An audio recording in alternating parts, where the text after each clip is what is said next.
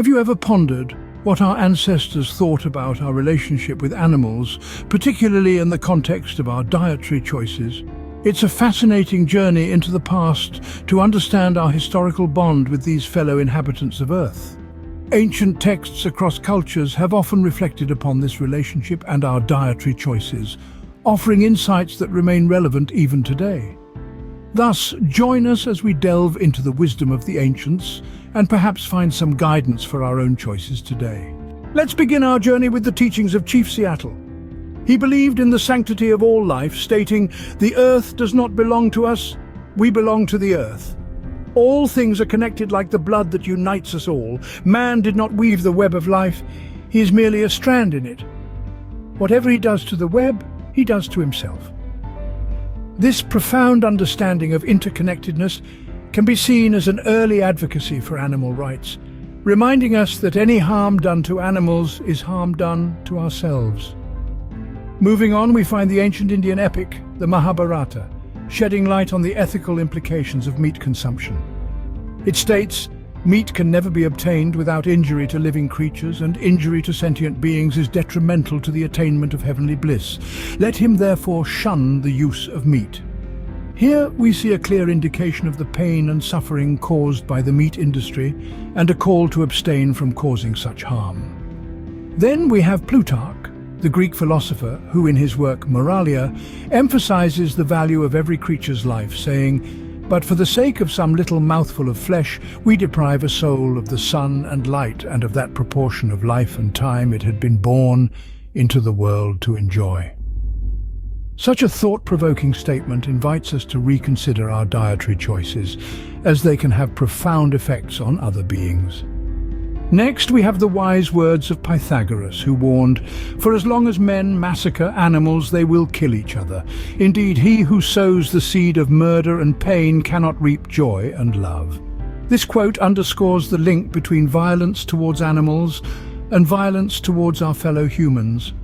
Finally, we turn to the Dhammapada, an important Buddhist scripture which states, "All beings tremble before violence, all fear death, all love life." This reinforces the universal desire for life and freedom from pain, shared by all creatures, human or otherwise. These ancient texts remind us of our deep connection with all beings and the ethical implications of our choices. Our journey continues with more profound wisdom from ancient texts. From the Hadith, the Prophet Muhammad is reported to have said, "Whoever is kind to the creatures of God, he is kind to himself." This simple yet profound teaching emphasizes the interconnectedness of all life and the inherent value of kindness. The Essene Gospel of Peace, a fascinating ancient text, articulates a strong message against harm. It says, "Kill not, neither eat the flesh of your innocent prey, lest you become the slaves of Satan. For that is the path of sufferings, and it leads unto death." It also points out that the consumption of the flesh of slain beasts is akin to eating the body of death. In the book of Genesis, the first book of the Hebrew Bible and the Old Testament, we find God's original dietary plan.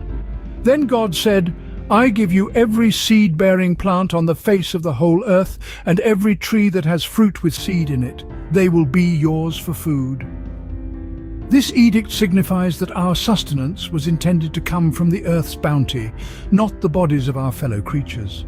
The ancient Greek philosopher Pythagoras, a strong advocate for the ethical treatment of animals, stated, "As long as man continues to be the ruthless destroyer of lower living beings, he will never know health or peace.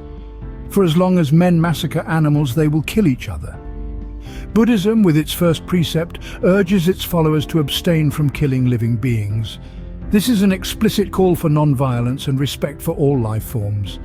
The Akaranga Sutra, a sacred Jain text, reminds us that all beings are fond of themselves. They like pleasure, they hate pain, they shun destruction, they like life and want to live long. To all, life is dear. Lastly, the Manusmriti, an ancient legal text from India, asserts that all who participate in the slaughter and consumption of an animal share the responsibility for its death. These age-old teachings echo the same message, the importance of kindness and respect towards all life forms. In reflecting on these ancient teachings, we find a common thread. a call for ethical treatment of animals. From Chief Seattle's wisdom, reminding us of our intertwined existence, to Pythagoras' forewarning about the cycle of violence, we see the profound implications of our dietary choices. The Mahabharata, Essene Gospel, and Buddhist precepts, among others, all advocate for a lifestyle that respects and cherishes life. As we move forward, may we carry with us the wisdom of the ancients and let it guide us in making ethical choices that respect all life.